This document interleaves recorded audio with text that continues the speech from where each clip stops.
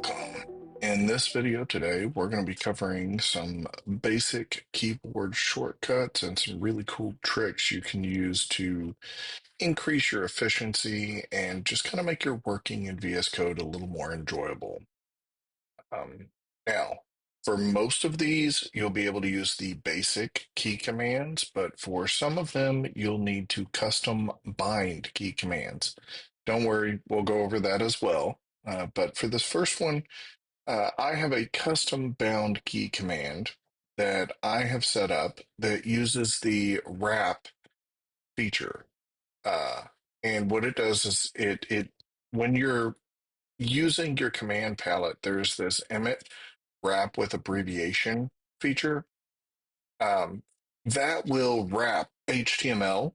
So if let's say you've got a section that you needed to put um, a div around and you forgot to do it, you can highlight the entire section and you can use this emit wrap with abbreviation and it will wrap that entire section with the div that you choose. And you can even use emit features like doing dot and your class name, and it will totally work. So let's say like this section inside here, I know it's already wrapped in a div, but we're going to grab it. And if I do my hotkey for that, which for me is Option W, it will bring up this inner abbreviation, and I can do like div dot, uh, we'll just put a second container. So div.container, and then I hit enter, and it has created this div completely around. Now, that required a key binding. So if you click on the gear cog down here, you can go to your keyboard shortcut section, and this gives you the opportunity to change all of your key bindings how you need it. So all I did was I thought to myself, what is a key binding that I never use? It would make sense for this particular one. So I went to wrap to get up the wrap with abbreviation. And I thought to myself, Option W is one that I don't use in VS Code ever. And so you can click the edit here, or you can click the key binding section here and set it to whatever you want it to be. This also comes really in handy if you have something that you want to use, like a Stream Deck, to trigger. Um, and you want to set it to a custom key binding that is just totally crazy, got like 6 keys attaching it or something, then you can do that kind of thing, attach it to your Stream Deck and be able to activate it. So for this one, I've done Option W. I've found that it is super handy to be able to do that when you're working in HTML. And it's one of those things that you get so trained in on it that when you go to another application, you actually may forget that you don't have that ability there. So, but any of your shortcuts, you can go to the keyboard shortcuts here and change. For most of these, I'm going to be using the standard ones that are included.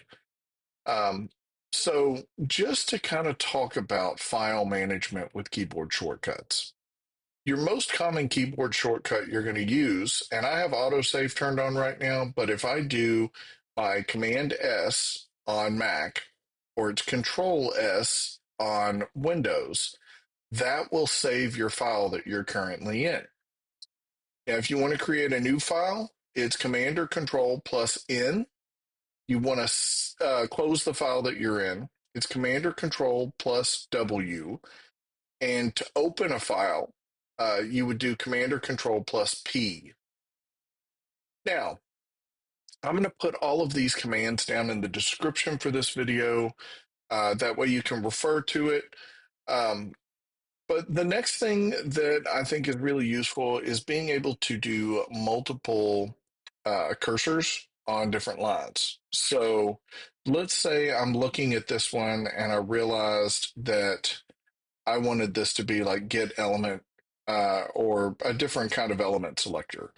I can hold down my Option key on Mac or your Alt key on Windows and click everywhere I want a cursor. And it's going to put a cursor there. I find that this is a lot more reliable than going through and trying to do the change all occurrences command or something like that, because it lets me edit just the things that I select. Now, if I go through and do this again, and I realize partway through this, before I start typing that, hey, wait input here, not something I wanted to change. I can hold down that Alt or Option key and click there again, and it will take it away for just that one. So you have a lot of control over how your click points are going to work for this, and it's really nice to be able to edit multiple lines at the same time when it's needed. Now, for this next command, I think that it is really good to kind of precursor this with you're going to have to decide at some point whether or not you like your sidebar on the left or your main sidebar on the right. Either way it goes, there's a quick command to get to that. So you use command on Windows or on Mac, use control on Windows, and Command B will open that on the side for me. Control B for Windows. And it makes it super easy to get that open and get that closed so that you have the room that you want. Now, a lot of these things, if you hover over it, it will tell you the hotkey. So for that bottom panel, it's Command J. Command J pops it up. So if you're not sure what a hotkey is for a particular thing, like this sidebar here, hover over it and I can see that it is Command Option B to toggle my secondary sidebar. So take advantage of the tooltips that pop up when you hover over things too. They will tell you a lot of information about it, not just when you're using the emit. Now, if you're working with a collection of variables, so let's say everywhere that uses weight unit here, which I can already see the second one is highlighting. Let's say I want to change that on this particular app. Well, for Microsoft products, you can just do F2 and it's just a one key thing. But on Mac, you have to do FN and then F2, and it will bring up this little menu here and you can select it and choose what you want to change that name to, and it changes it everywhere in the project. Now, as far as I know, it actually changes it in other files as well. So the VS Code system will look out across everything and it'll say, okay, anywhere that we're using weight unit right now as a symbol or however you would refer to that, a variable, I want to change it. You can also do this for function names. If you're working in React and you change something there, it will change it and all the components that touch it. So you really cover all your bases with this one. Also, if you're using GitHub Copilot, it gives you some really good alternative names that you may want to change this to. So if we want to go to selected weight unit, I just click there and it has changed it down here as well. Now, Command Z will work to roll it back if you've decided that that's not the name you actually want, but it works excellent on that stuff. Now, we showed the multi-cursor thing, and that's really great if you want to work on multiple lines, but if you're wanting to expand your selection, you can do Command Shift L, and it will expand it to all of the highlighted places. So let's say everywhere that has document here, I can do Command Shift L, and it has highlighted all of those for me. So that will speed you up on being able to select all of them and expand that selection that way. Now, that's for selecting all occurrences, and that basically works the same way as if you were to go through and just multi-select. Now, if I want to expand my selection here, I can hold down Command and right, and it will go all the way to the end. Command Shift right and left will select the whole line. And there are even like hotkeys that will help you expand your selection inside of here. So it'll go like out one level and then out another level. Um, I don't have those right in front of me, but for anything like that that you're going, there's got to be a way to do this. Your command palette is really an excellent place to find that. So I can do Command Shift P and expand here, and I can start to see what other options are. So, like expand line selection. Well, that's Command right. Expand selection in general is Shift Command right. I believe it may be Control Shift Command right is what's going to do that. So let's click right here, Control Shift Command right, and it goes out one. Now it will only go to the right on this particular one. Let's see if I can get it to go to the left, and it's not going to the left for me.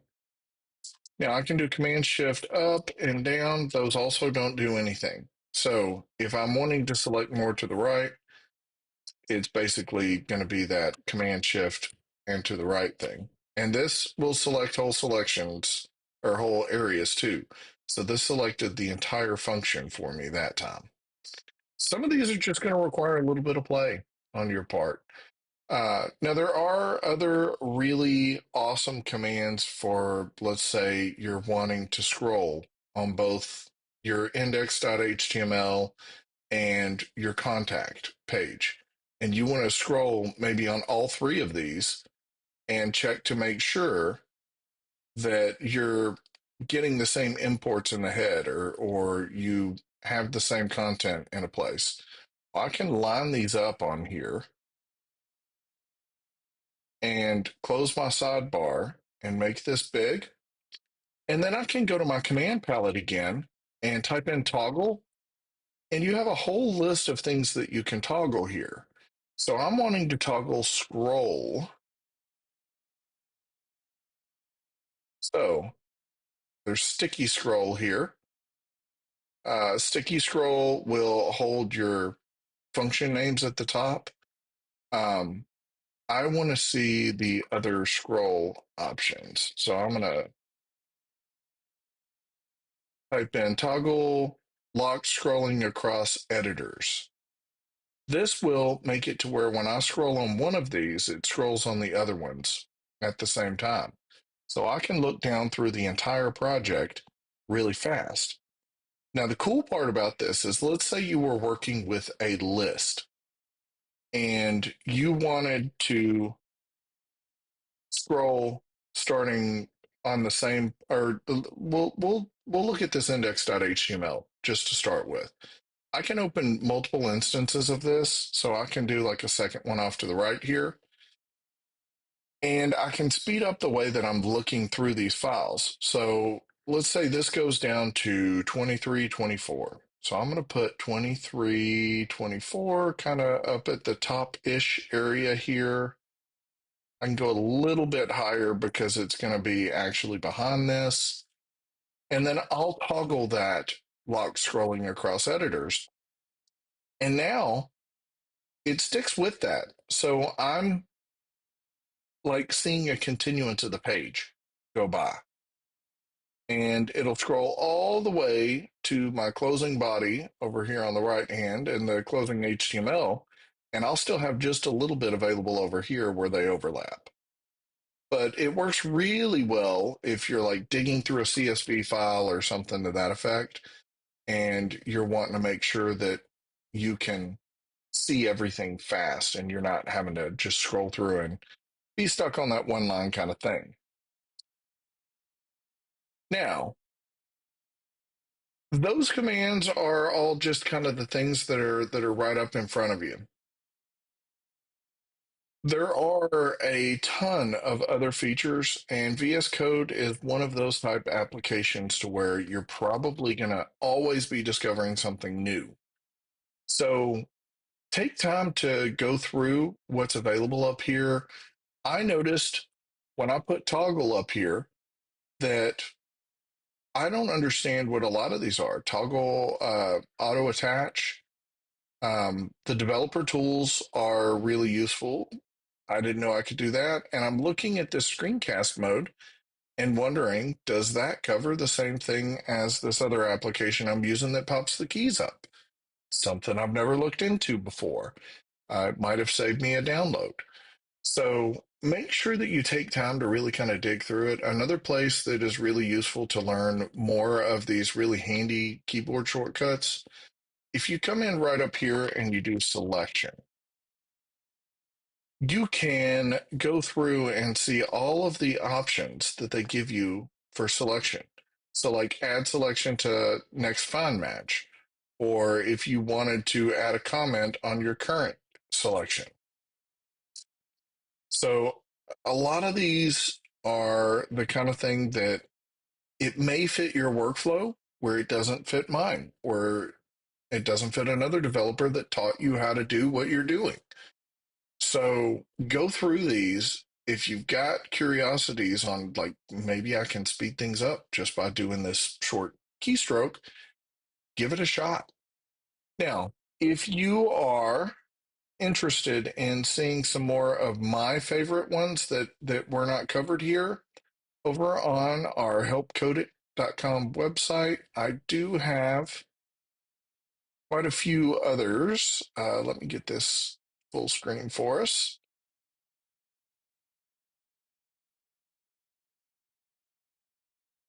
So I have a list of key bindings that we use very frequently over here in the hotkeys.